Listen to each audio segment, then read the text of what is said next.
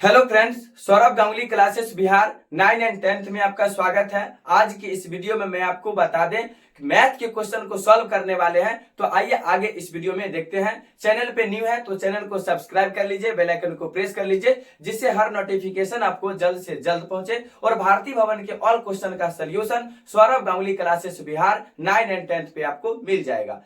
Chapter है नियामक ज्यामिति, कोऑर्डिनेट ज्योमेट्री, प्रश्नावली 1 के बी का क्वेश्चन नंबर 2 नंबर बता रहे हैं। तो आइए आगे इस वीडियो में देखते हैं। क्वेश्चन नंबर 2 है, उस बिंदु के निर्देशांक ज्ञात कीजिए जो बिंदुओं -1,7 और 4,-3 को मिलाने वाले रेखाखंड को 2:3 के अनुपात में अंतः विभाजित करता है। पहले इसके फॉर्मूला के बारे में जानेंगे कि अंतः विभाजन सूत्र जो है होता क्या है।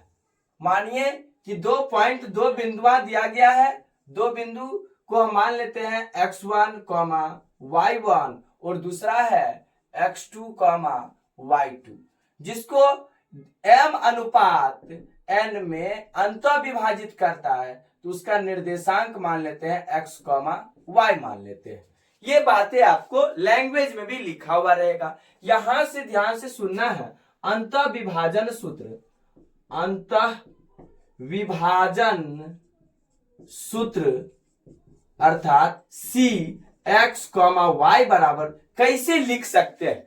तो m n अनुपात में m अनुपात n में अंतः विभाजित करता है। तो आप लोग को क्या करना है, पहले m उसके बाद n, फिर लिखिए m उसके बाद n, फिर लिखिए नीचे m, फिर n, फिर m, फिर n।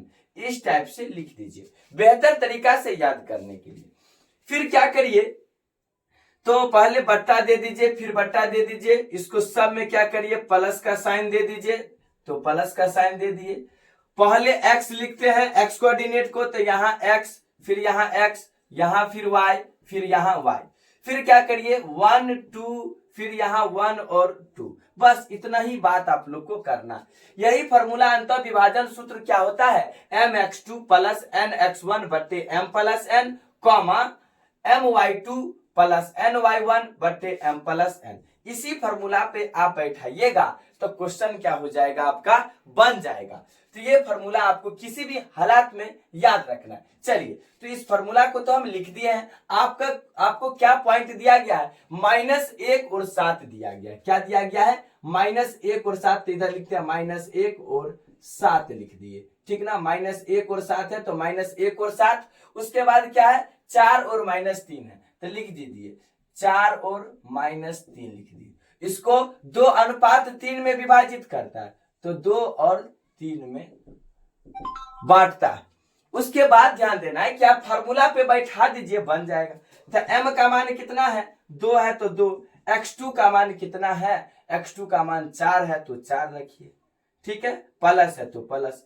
nx1, n का मान कितना, 3 है तो 3। x1 का मान कितना है, तो देखिए माइनस का 1 है तो -1 दीजिए, बट्टे में m प्लस n।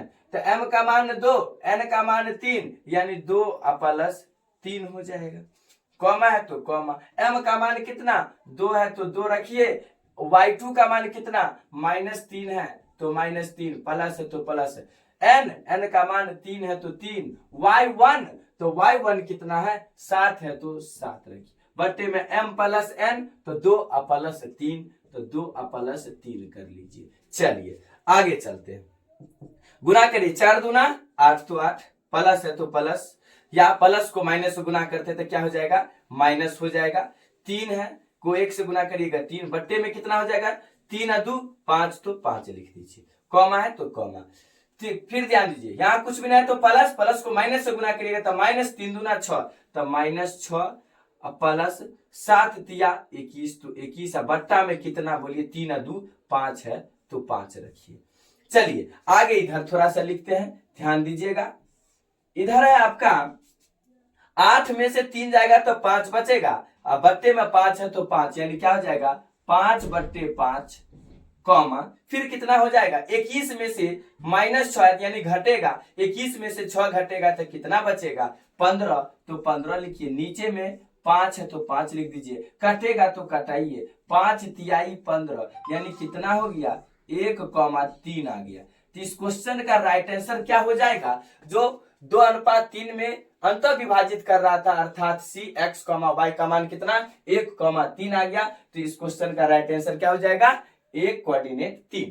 तो दोस्तों आज के लिए बस इतना ही, फिर मिलते हैं नेक्स्ट वीडियो में। अगर वीडियो अच्छा लगा हो और आप लोग के यूजफुल के लिए हो तो लाइक कमेंट करना नहीं भूलिए। चैनल पे न्यू है तो चैनल को सब्सक्राइब कर लीजिए, बेल आइकन को प्रेस कर लीजिए, जिससे हर नोटिफिकेशन आपको जल्द से जल्द पहुंचे। और भारतीय भवन के ऑल क्वेश्चन का solution Saurabh Ganguly classes Bihar 9 and 10 पे आपको मिल जाएगा। बाय।